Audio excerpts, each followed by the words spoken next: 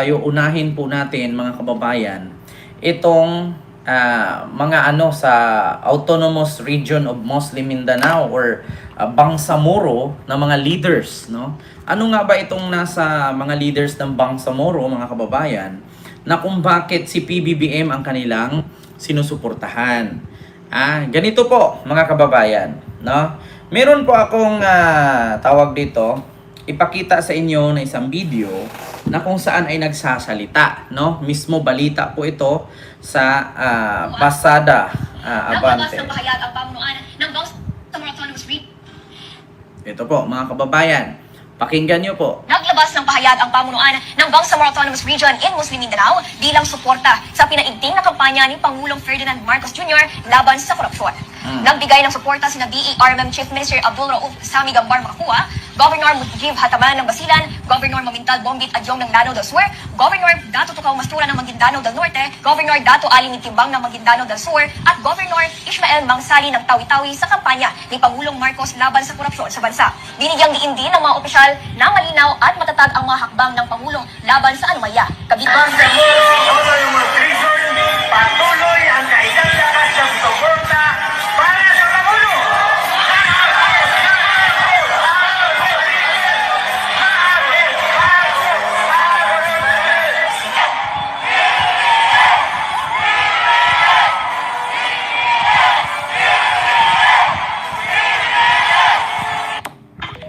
Ayon.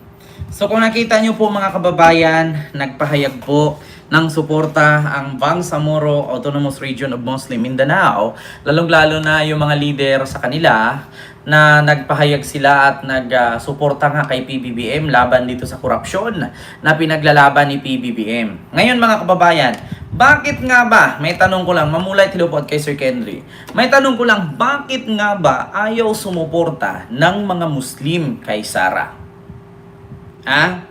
Bakit ayaw sumuporta ng mga Muslim kay Sara? Napakasimple lang yan, mga kababayan. Meron, ako hindi ko naman nila lahat ng Muslim. Pero po, majority sa mga Muslim galit kay Digong. Maniwala kayo sa akin mga kababayan. Alam nyo ba, sa panahon na si Digong ay hindi pa tumakbong presidente, halos hindi makabisi-bisita yan sa mga kamusliman. Ito, gusto kong i-clarify sa inyo. Alam nyo ba na si Digong, bago tumakbong presidente yan, hindi makabisi-bisita yan sa mga kamusliman? Oo. Bakit? Ganito po, mga kababayan. Ito po, Ito, Muslim politician galit kay Duterte. Yan, ito mga kababayan. Nasa Mindanao ay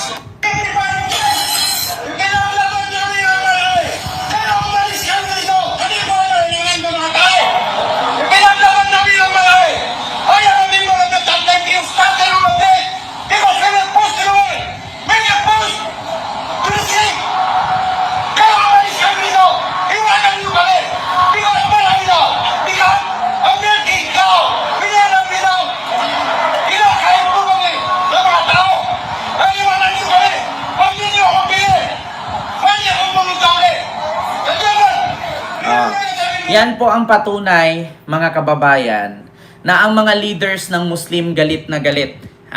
Nung panahon na ginera ang Marawi. Kasi ganito po mga kababayan. Alam nyo ba kung bakit? Ang Marawi pagkatapos durugin ng labanan ng ISIS at ng mga sundalo, iniwan na lang po ang Marawi na parang ghost town. Iniwan na lang po ang Marawi na parang ghost town, mga kababayan. Ang ating po yung topic ay Naglabas ng pahayag ang pamunuan. Who do you think is most dangerous for the country? Duterte. Why is that? Right now, his most trusted man, Pastor Kibuloy of Davao City, has already announced that if the elections don't turn out Duterte, he is going to personally lead a revolution. What kind of talk is that? That is almost seditious. And this is from a man of the cloth. So, masyadong malalim itong Duterte na ito. Di ba? Hindi kamukha noon na akala natin straight shooting lang siya na mayor at hindi siya nagkakapera. What about the plunder charge filed against him by Trillanes? We don't have any acceptable reason for all those accusations against him. Kandidato daw ng CIA. Ang isa kandidato daw ng NPA. Diba? Ang isa kandidato ng CIA, si ano daw yon, Grispo. Yung isa kandidato ng NPA, si Digong po yun.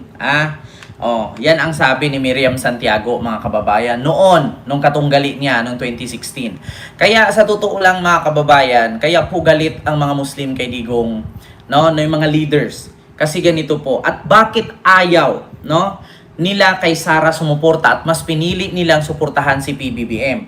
Kasi ganito yan, mga kababayan. Kay PBBM kasi, merong plataforma, merong political will. Ano ba ibig sabihin ng plataforma?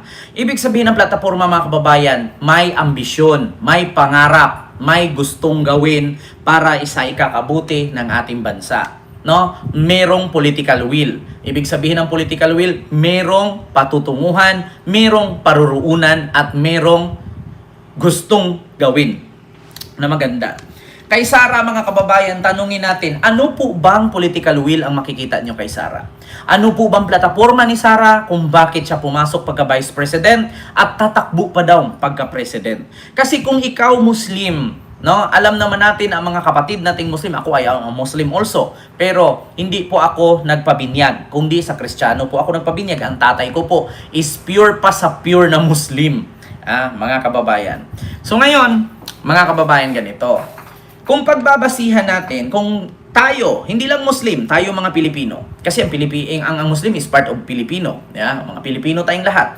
Maskin DDS. Ito ang una nating isipin. Saan ka susuporta? Sa Pangulo na may pangarap, may ambisyon, may plataforma? O sa Vice President na wala man lang maskin pangako na magtanim ng isang puno ng kahoy? Diba? Kung ikaw Muslim at alam mo, kung ikaw ay Kristiyano na alam mo ang kinabukasan ng anak mo, ang hinahangad mo, na ano ang future ng mga anak mo pag ikaw ay mawala at sila ang susunod sa'yo. Kung magkaroon tayo ng presidenteng walang plataforma, kung magkaroon tayo ng presidenteng walang pangarap para sa bayan niya. Kasi ganito yan, mga kababayan. Sa ngayon kasi, kaya sumuporta ang mga Muslim or BARM or Bangsamoro Autonomous Region Muslim Mindanao leaders kay PBBM dahil pinaglaban ni PBBM kung ano ang atin, katulad ng West Philippine Sea.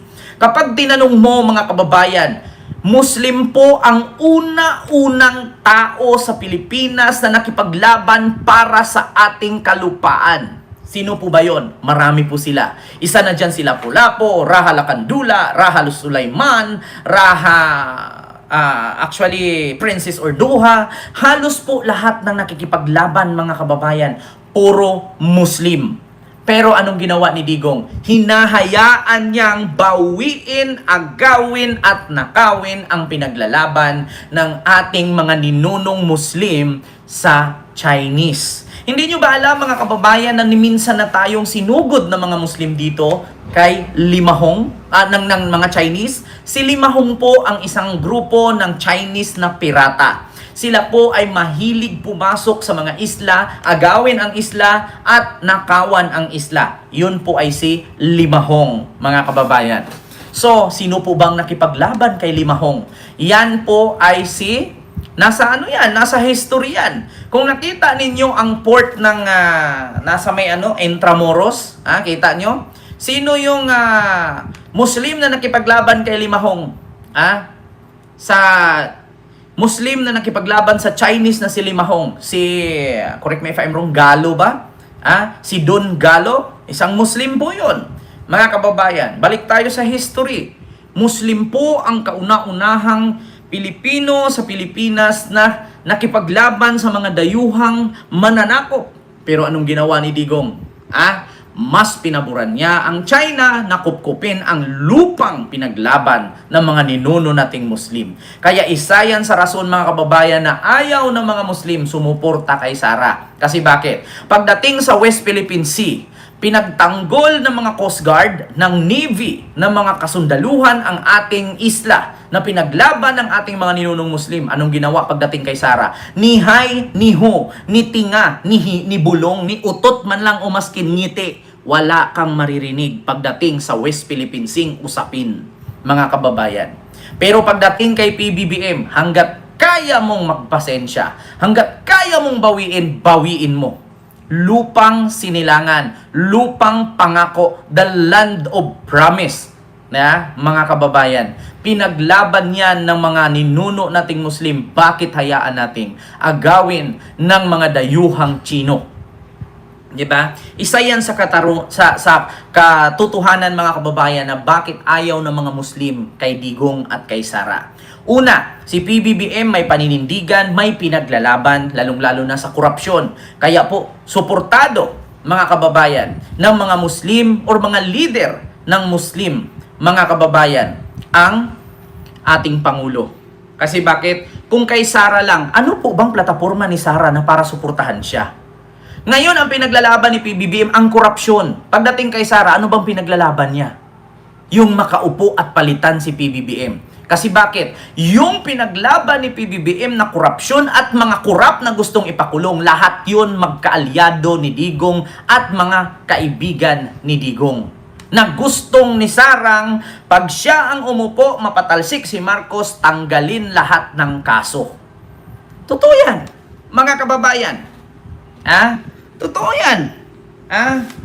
Si PBBM pinaglaban niya kung ano ang karapatan na buwis na binayad ng hindi lang Muslim, pati Kristiyano. Pero, ang gusto ni Sara, patalsikin si Marcos para siya ang umupo at lahat ng kinasuhang magnanakaw, absuelto. Bakit? Ni minsan ba si PBBM may isyong confidential fund? Si Sara po ang kauna-unahang produkto ng korupsyon ay ang confidential fund na 125 million. Not only 125 million, pag isuma total natin, umaabot po ng kalahating bilyon, which is 612 million, mga kababayan, ang confidential fund niya. Diba? Kung ikaw matinong tao, kung ikaw Muslim, ano ang susuportahan mo? Yung Vice President na walang plataforma at walang pinaglalaban kundi ang sariling interest lamang para palayain lahat ng mga nakakulong at inakusahang mga magnanakaw at kriminal, kaysa yung presidenteng pinapakulong ang mga magnanakaw at kriminal. Kung ako Muslim, mas piliin ko yung mga kriminal at magnanakaw na politiko ipakulong. Yun ang piliin kong mamuno. Kaysa sa piliin mong pinuno ay yung mga magnanakaw, absuelto, yung mga nakakulong, nakalaya. 'Di ba? Yun po ang katotohanan, mga kababayan, na kung bakit sumuporta ang Bangsamoro Autonomous Region Muslim Mindanao leaders kay PBBM, hindi kay Sara. Klaro po ba, mga kababayan? Klaro po ba? Yun po ang katotohanan na kung bakit ang mga kapatid at mga kababayan nating Muslim mas piniling suportahan si PBBM kaysa kay Inday Sara. Si Sara walang plataforma, walang advokasya at higit sa lahat walang pinaglalaban. Ang kanya lamang pinaglalaban ay ang sarili niya kung paano maluklok, maupo at mapauwi ang kanyang tatay. Take note, Vice President siya ng Pilipinas. Ang tanging pinaglalaban lang niya ay ang kapakanan ng kanyang pamilya at ng kanyang tatay kung paano pauwiin sa Pilipinas. Pero yung kapakanan ng mga nalindula, nasunugan, nabahaan, nabagyuhan, wala kang maririnig doon. Pera ng taong bayan ang pinagtulong niya. Pera ng taong bayan ang kanyang pinamigay na which is hindi naman kalakihan. 'Di ba? Yun ang katotohanan, mga kababayan. Kaya maraming salamat sa mga kapatid nating Muslim. 'Di ba? So yun po yun, mga kababayan.